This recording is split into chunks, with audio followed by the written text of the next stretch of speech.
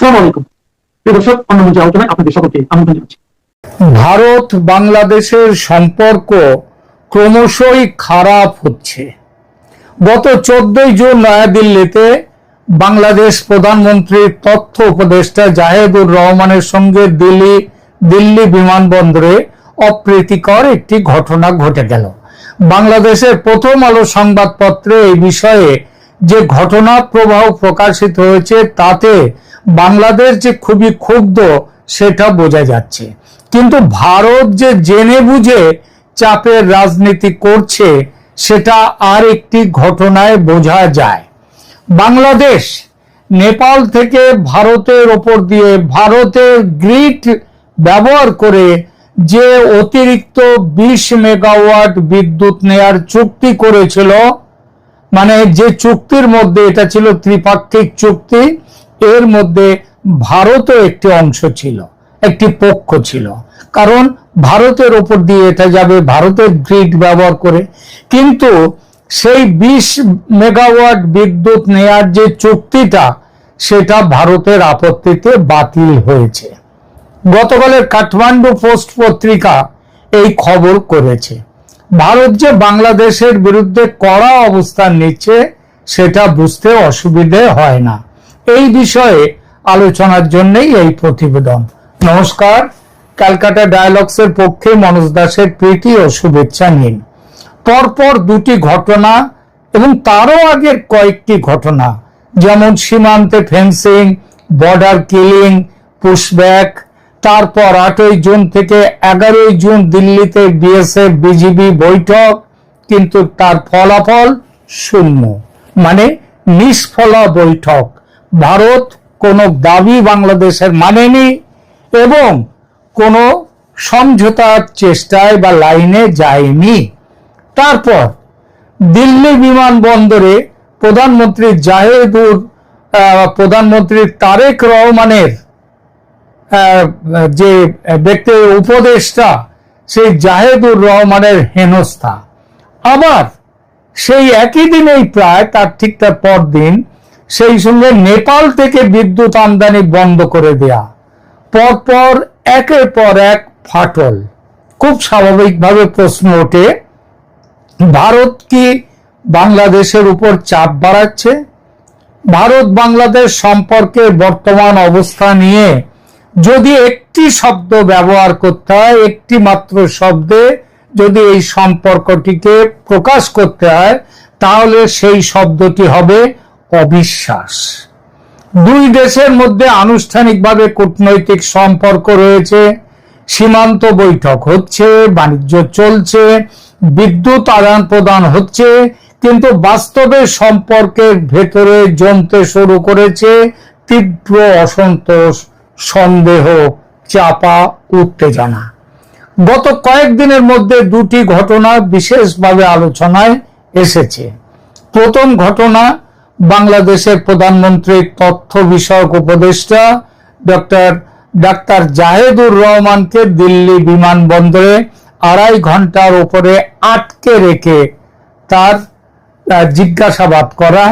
দ্বিতীয় ঘটনা, নেপাল থেকে ভারতে ট্রান্সমিশন লাইন ব্যবহার করে বাংলাদেশে অতিরিক্ত 20 মেগাওয়াট বিদ্যুৎ সরবরাহের পরিকল্পনা, যাতে আগে ভারত সায় দিয়েছিল, সেই পরিকল্পনা আটকে দেয়া, ভারতের অনুমোদন না পাওয়ায় সেই পরিকল্পনা স্থগিত হয়ে যাওয়া।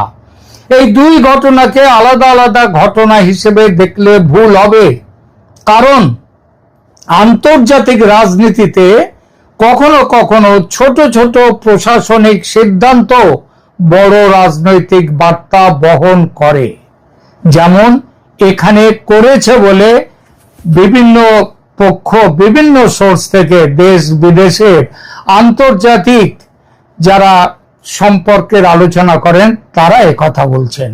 প্রথম ঘটনা আগেই বলেছি, দিল্লি বিমানবন্দরে জাহেদুর রহমানের ঘটনা। গতকাল এ বিষয়ে একটা ভিডিও করেছি। বাংলাদেশ সরকারের উপদেষ্টা ডক্টর জাহেদুর রহমান ভারত সফরে গিয়েছিলেন।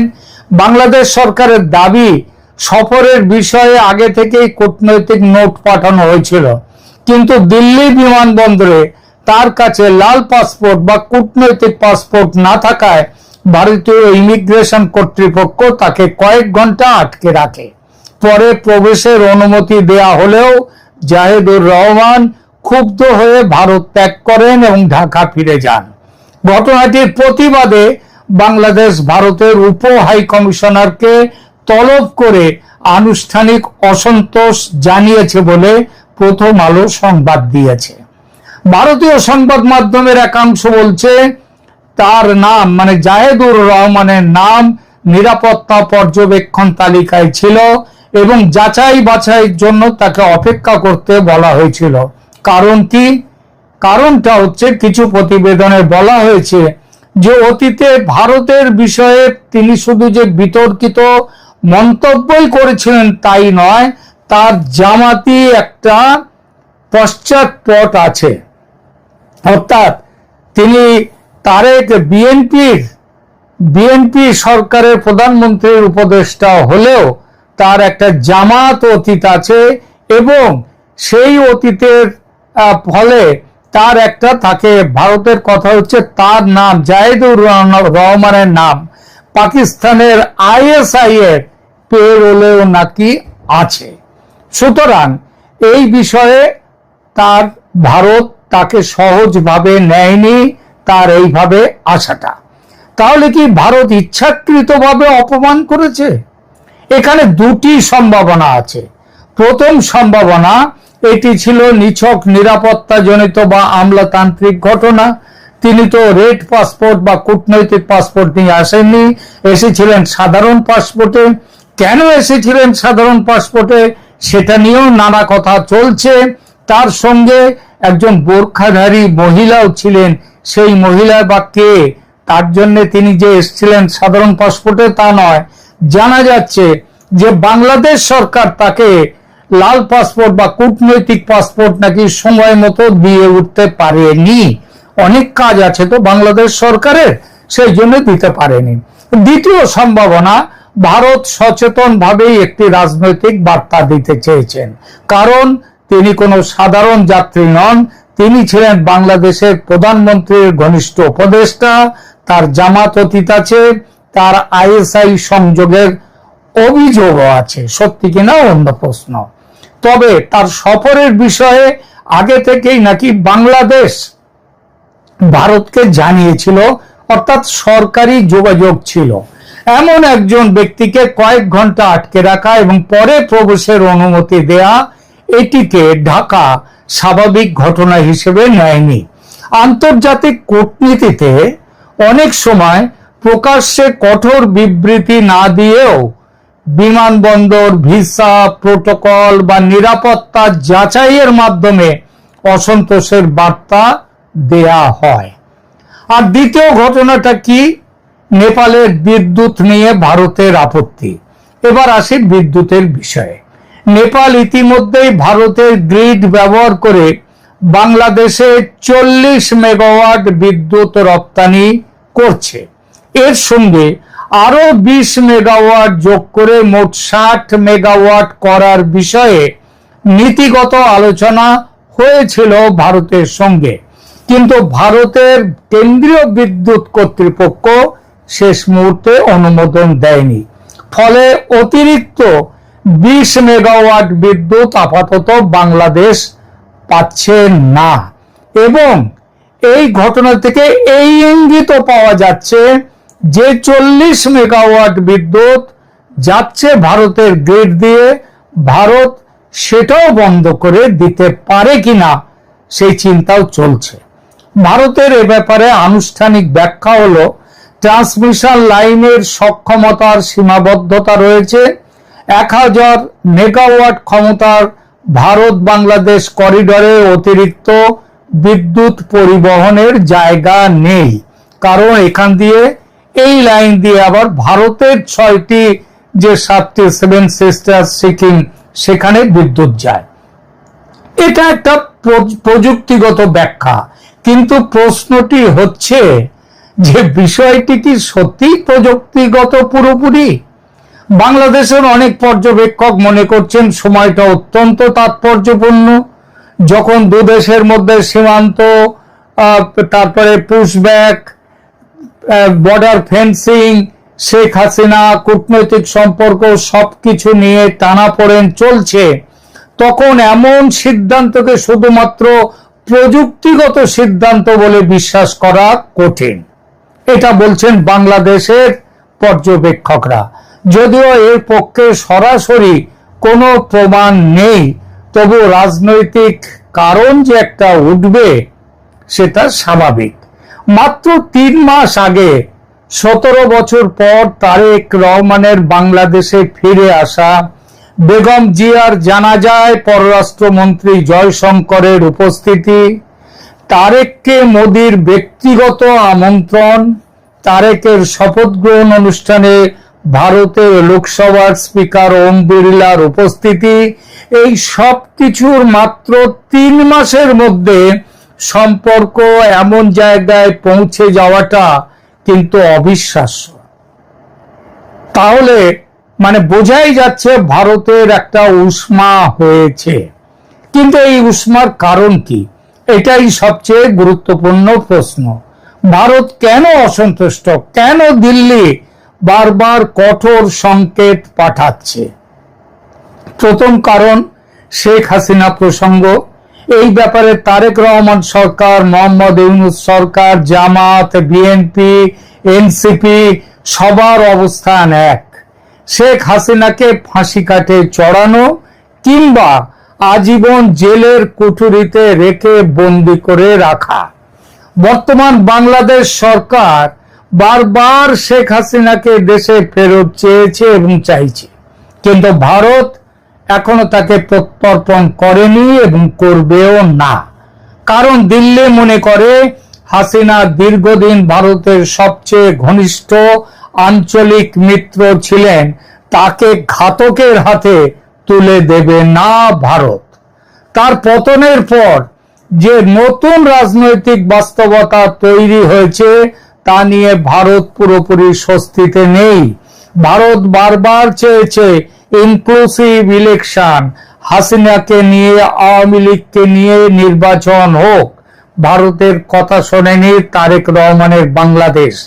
এমনকি তারেক রহমান দেশে ফেরার আগে সংবাদপত্রে তিনি বলেছিলেন, তিনি ইন্টারভিউ দিয়ে বলেছিলেন যে বিএনপি এবং তিনি কখনো বিশ্বাস করেন না যে কোনো রাজনৈতিক দলকে নিষিদ্ধ করার রাজনীতিতে বিশ্বাস করেন না, কারণ সেটা করলে ভবিষ্যতে তার দলকেও কেউ নিষিদ্ধ করতেই পারে। সুতরাং তিনি তার বিরুদ্ধে ছিলেন, কিন্তু তার কাজ প্রমাণ করছে তিনি বিরুদ্ধে নন। তিনি মোহাম্মদ ইউনূস, তিনি জামাত, তিনি পাকিস্তান, এদের পথেই তিনি চলছেন। দ্বিতীয়ত, বাংলাদেশের ভারত বিরোধী মন্তব্য, বক্তব্য, আচরণ নিয়ে একটা প্রবল উদ্বেগ ভারতের।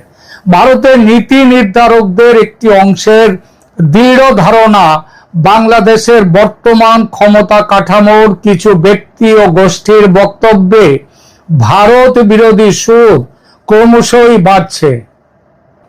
ভারত এটিকে শুধু রাজনৈতিক বক্তব্য হিসেবে নয়, নিরাপত্তাজনিত বিষয় হিসেবেও দেখে।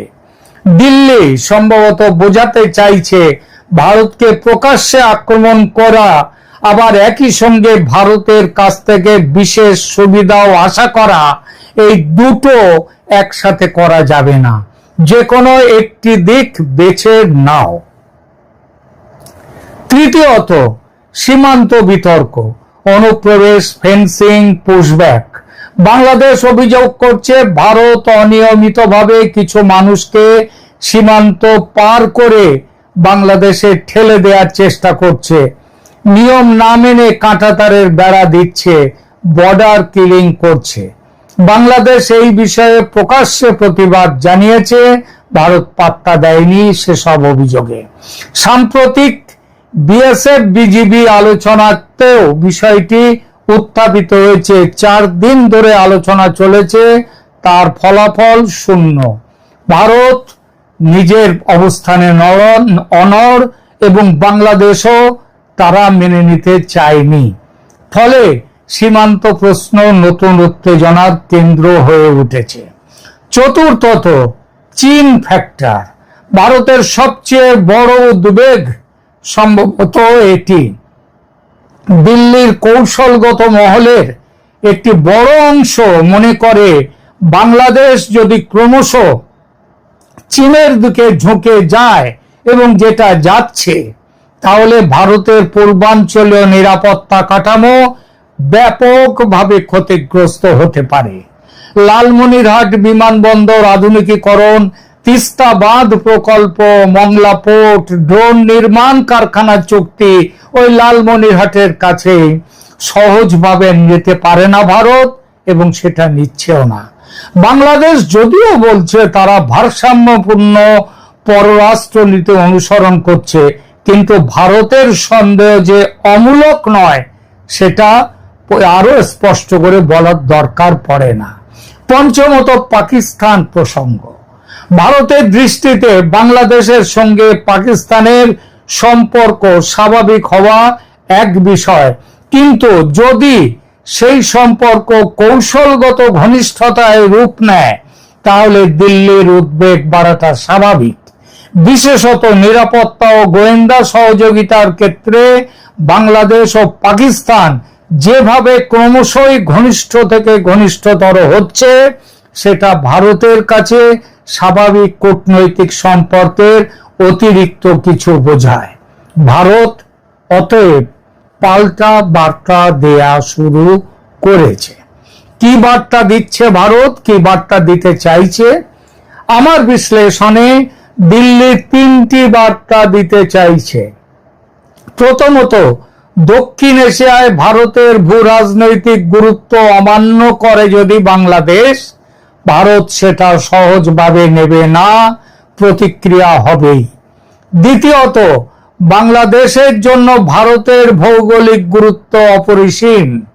ট্রানজিট, বিদ্যুৎ, বাণিজ্য, সংযোগ সব ক্ষেত্রেই এটাকে অস্বীকার করলে, বাংলাদেশ যদি এটাকে অস্বীকার করে, তাহলে সেটা বাংলাদেশেরও স্বার্থ বিরোধী, বাংলাদেশকে তার জন্য ভুগতে হবে।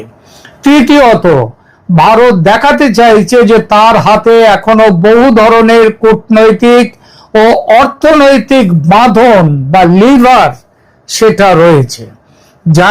জাহেদুর রহমানের বিমানবন্দরের ঘটনা হোক, কিংবা নেপাল বাংলাদেশ বিদ্যুৎ প্রকল্পে অনুমোদন না দেয়া বা শেষ মুহূর্তে অনুমোদন প্রত্যাহার করে নেয়া, উভয় ক্ষেত্রেই দিল্লি বোঝাতে চাইছে ভারতকে উপেক্ষা করে দক্ষিণ এশিয়ার আঞ্চলিক বাস্তবতা পরিচালনা করা সহজ নয়। ভারত জানে যে ভারতেরও এখানে ঝুঁকি আছে। ঝুঁকি যে একেবারে নেই তা নয়, সবচেয়ে বড় ঝুঁকি হলো বাংলাদেশের বিএনপি জামাত সরকার এর আগে 2004 সালে সেই যে করেছিল না 10 ট্রাক অস্ত্র মামলা, অস্ত্র পাচার করা, ভারতে বিরোধীদের হাতে তুলে দেয়া, সেই ঝুঁকিটা আছে।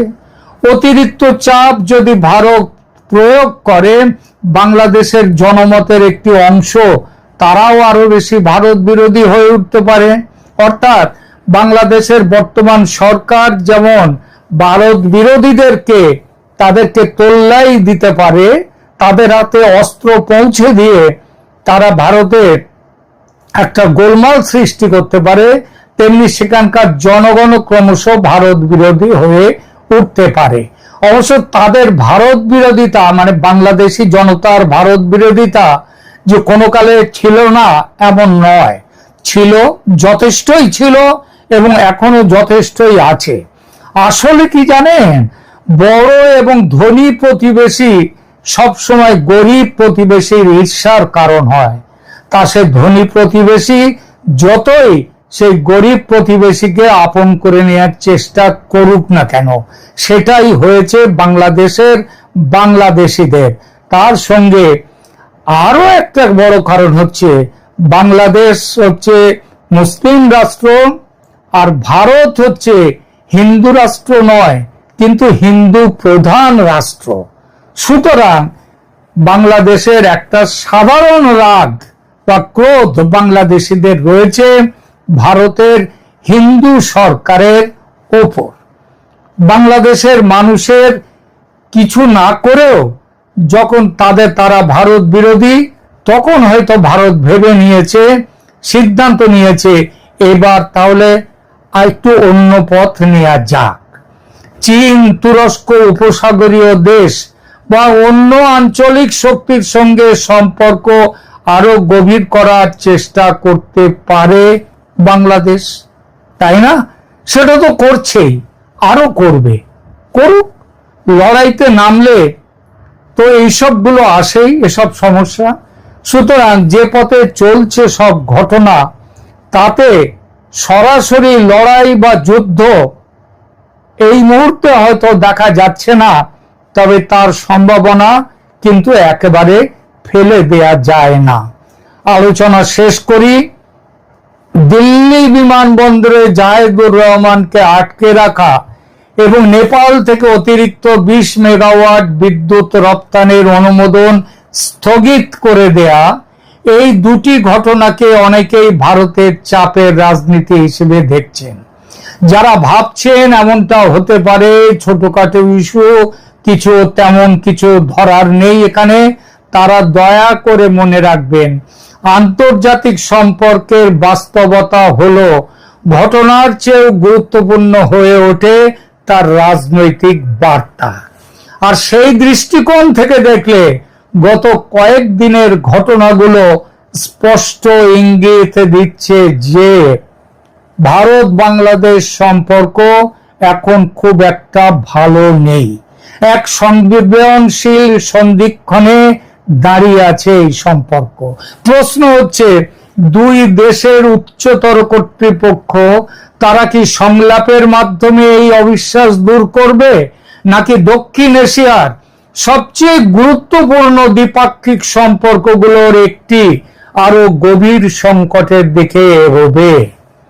এইটাই এখন দেখার। প্রিয় দর্শক, আপনার মতামত কমেন্ট করে জানান। সেই সঙ্গে এখনো সাবস্ক্রাইব না করে থাকলে সাবস্ক্রাইব করুন চ্যানেল ক্যালকাটা ডায়ালগস।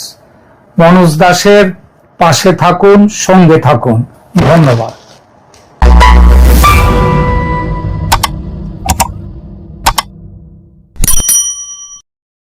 আসসালামু আলাইকুম। বাংলাদেশের ইতিহাসে এর আগে যা কখনো ঘটেনি, এখন আমাদেরকে তাই দেখতে হচ্ছে, এবং নিশ্চয়ই আরো অনেক নতুন নতুন কিছু দেখতে হবে ক্ষমতার অপব্যবহারের মাধ্যমে। যে কারণে কথাগুলো বলছি তা হচ্ছে, সরকারের একজন প্রতিমন্ত্রীর সন্তানদের নামে, একাধিক সন্তান এবং বংশের নামে একের পর এক ইউনিয়নের নামকরণ করা হয়েছে সরকারিভাবে। সেই মান্যবর ব্যক্তিটি হচ্ছেন স্থানীয় সরকার, পল্লী উন্নয়ন ও সমবায় মন্ত্রণালয়ের দায়িত্বপ্রাপ্ত প্রতিমন্ত্রী মীর শাহে আলম। এবং এই যে নামকরণের বিষয়টি, তা এর মধ্যে গত রোববার 14 জুন বগুড়ার জেলা প্রশাসক তৌফিকুর রহমান স্বাক্ষরিত হয়ে গেজেট আকারে প্রকাশিত হয়েছে। আমরা তো ইতিহাস থেকে জানি যে এই অঞ্চলে একসময় জমিদারি প্রথা ছিল, এবং সেই জমিদাররা তাদের ইচ্ছা অনুযায়ী খাজনা আদায় করা থেকে শুরু করে গ্রামের পর গ্রাম তাদের বংশ পরম্পরা নানান জনের নামের নামকরণ করত বা হয়ে উঠত, জমিদার বলে কহাতো। কেউ যদি মনে করেন যে জমিদারি প্রথা ফিরে এসেছে, অস্বাভাবিক কিছু নয়। গেজেটে কি আছে? বগুড়ার শিবগঞ্জ উপজেলায় 3টি ইউনিয়নের বিশেষ বিশেষ অংশ একত্রিত করে একটি নতুন ইউনিয়ন হয়েছে, তার নাম দেওয়া হয়েছে মীরবাড়ি। কেন মীরবাড়ি? মীর হচ্ছে মাননীয় প্রতিমন্ত্রী শাহে আলমের, মীর শাহে আলমের বংশের নাম। এবং একই সঙ্গে শিবগঞ্জ পৌরসভার সীমানা সম্প্রসারণ ও আরো 5টি ইউনিয়ন পুনর্গঠন করা হয়। নবগঠিত মোকামতলা উপজেলায়, এই মোকামতলা উপজেলায় আরো 3টি নতুন ইউনিয়ন হয়েছে। তার একটি হচ্ছে স্বর্ণগ্রাম, একটি সীমান্ত, আর একটি দিগন্ত। এসব নামেই গেজেট প্রকাশিত হয়েছে। তো সীমান্ত আর দিগন্ত হচ্ছে প্রতিমন্ত্রী মীর শাহ আলমের দুই ছেলের নাম, তাদের নামে হয়েছে, এবং নিঃসন্দেহে এটি বাংলাদেশের প্রশাসনিক ইতিহাসে একেবারে নজিরবিহীন। সাধারণত ইউনিয়নগুলোর নামকরণ কিভাবে করা হয়? ঐতিহাসিক কোন স্থান, ঐতিহাসিক নদী, অথবা স্থানীয় নানান ঐতিহ্যগত অবস্থান থেকে নামকরণগুলো হয়ে থাকে। কোন জীবিত রাজনীতিবিদের পরিবারের নামে ইউনিয়নের নামকরণ করা হয়েছে এটি অন্তত আমাদের জানা নেই। হ্যাঁ, এই যুগে এসেও কোনো পাড়া মহল্লা বা গ্রাম পর্যায়ে কোনো প্রভাবশালী ব্যক্তির নামে সেগুলো গড়ে উঠেছে, কিন্তু সেগুলো কিভাবে হয়েছে? স্থানীয় প্রভাবশালী ব্যক্তিদের নামে ওই রাস্তাটি বা গ্রামটি বা লোকমুখে বলতে বলতে সেগুলো একটা সময় এস্টাবলিশড হয়ে গেছে, সেগুলো মানে ঘটনা চক্রে সরকারি নথিভুক্ত হয়ে গেছে সেই নামগুলো, এবং সেখান থেকে নামগুলো হয়েছে। কিন্তু এইভাবে আয়োজন করে, এইভাবে বেশ উদ্দেশ্য প্রণীত ভাবে কোনো ইউনিয়নের নাম কোনো ব্যক্তির নামে বা কোনো ক্ষমতাশালী প্রভাবশালী ব্যক্তির সন্তানদের নামে হয়েছে নিশ্চিতভাবে বলা যায় এমনটি দেখা যাবে না। এখন এ বিষয়ে প্রতিমন্ত্রী মীর শাহ আলম গণমাধ্যমের প্রশ্নের মুখে কি বলছেন? তিনি বলছেন যে স্থানীয় জনগণের গণশুনানি এবং মতামতের ভিত্তিতে উপজেলা প্রশাসন এবং জেলা প্রশাসন যথাযথ আইন অনুসরণ করে 3টি নতুন ইউনিয়ন পরিষদের নামকরণ করেছে। আমার দুই ছেলের নাম মীর সীমান্ত ও মীর দিগন্ত। কেউ আমার ছেলেদের নামের সঙ্গে নতুন দুটি ইউনিয়ন পরিষদের নামকরণের সামঞ্জস্য খোঁজার চেষ্টা করছেন। এটা মোটেও ঠিক নয়, মোটেও সঠিক নয়। বিষয়টি সম্পর্কে আমি আগে থেকে জানতামই না। দেখুন অবস্থা, মানে কিভাবে কথাগুলো কিভাবে আড়াল করা সম্ভব তিনি হয়তো নিজেও বুঝতে পারছেন না। যেমন প্রতিমন্ত্রী বংশের নাম মীর, বংশের নাম অনুসারে তার পৈতৃক বাড়ির নাম মীর বাড়ি, এবং নতুন ইউনিয়নের একটি নামকরণ করা হয়েছে মীর বাড়ি। এখন এসব বিষয়ে কথা বলতে গিয়ে উপজেলা নির্বাহী কর্মকর্তা, শিবগঞ্জ উপজেলার নির্বাহী কর্মকর্তা জিয়াউর রহমান তিনি বলছেন, মোকামতলা উপজেলায় দেউলি ইউনিয়ন ভেঙে দুটি ইউনিয়ন করা হয়েছে, তাই দেউলির সাথে নাম করিয়ে একটি নামকরণ করা হয়েছে দিগন্ত। এটা কোন যোগসূত্রতা আছে? আর কি? আর সৈয়দপুর ইউনিয়ন সোনাতলা ও গাবতলী উপজেলা সীমান্তবর্তী এলাকায় হওয়ায় ওই ইউনিয়নের নাম করা হয়েছে, নতুন যে ইউনিয়নটি হয়েছে তার নামকরণ করা হয়েছে সীমান্ত। খুব ভালো কথা। কিন্তু যখন জিজ্ঞেস করা হলো যে আপনারটা মানলাম, যেভাবে মিলিয়ে বলছেন দেউলি থেকে দিগন্ত, সীমান্তবর্তী এলাকা বলে সীমান্ত, কিন্তু মীর বাড়ি কেন হলো ইউনিয়নের নাম? তখন আর তিনি কোনো কথা বলছেন না, তখন মুখে কুলু পেটে বসে থাকলেন। এই যে ক্ষমতার অপব্যবহার, এই যে ক্ষমতার অপচর্চা কোন পর্যায়ে যাচ্ছে? ক্ষমতার অপব্যবহার তো আমরা প্রতিটি সরকারের সময় দেখি, এবং শুধু যদি নামকরণ নিয়ে বলতে হয়, হ্যাঁ অবশ্যই আওয়ামী সরকারের সময় বঙ্গবন্ধু পরিবারের সদস্যদের একের পর একের নামে নানান ধরনের স্থাপনা গড়ে উঠেছে, বিভিন্ন হলের নামকরণ করা হয়েছে, বিভিন্ন বিশ্ববিদ্যালয়ের নামকরণ করা হয়েছে। অস্বীকার করছি না, সেগুলো আমি এগুলো সার্টিফাই করার চেষ্টা করছি না, হয়েছে। কিন্তু এরকম ইউনিয়ন তো না, গ্রাম তো না। এবং তার পরবর্তীতে আমরা কি দেখলাম? ডক্টর ইউনূসের যে জঙ্গি শাসন, সেই শাসনের সময় বঙ্গবন্ধু থেকে শুরু করে বঙ্গবন্ধু পরিবারের সদস্যরা তো বটেই, কবি জীবনানন্দ দাশের নামে খুলনার কোনো কোনো বিশ্ববিদ্যালয়ের কোনো কোনো হলের নাম ছিল, কিংবা বিজ্ঞানী থেকে শুরু করে আরো কবি সাহিত্যিক বা ঐতিহাসিক ব্যক্তিদের নামে বিভিন্ন স্থাপনা ছিল, সেগুলো সব উঠিয়ে দেওয়া হয়েছে। আর এখন কি হচ্ছে, মন্ত্রী সন্তানদের নামে একের পর এক ইউনিয়ন, বংশের নামে ইউনিয়ন। নিশ্চয়ই আমাদের আরো অনেক কিছু দেখার বাকি রয়েছে, আমরা দেখবো, কোনো সমস্যা নেই, আমাদের দেখারই তো কাজ। ভালো থাকুন সবাই, আল্লাহ হাফিজ।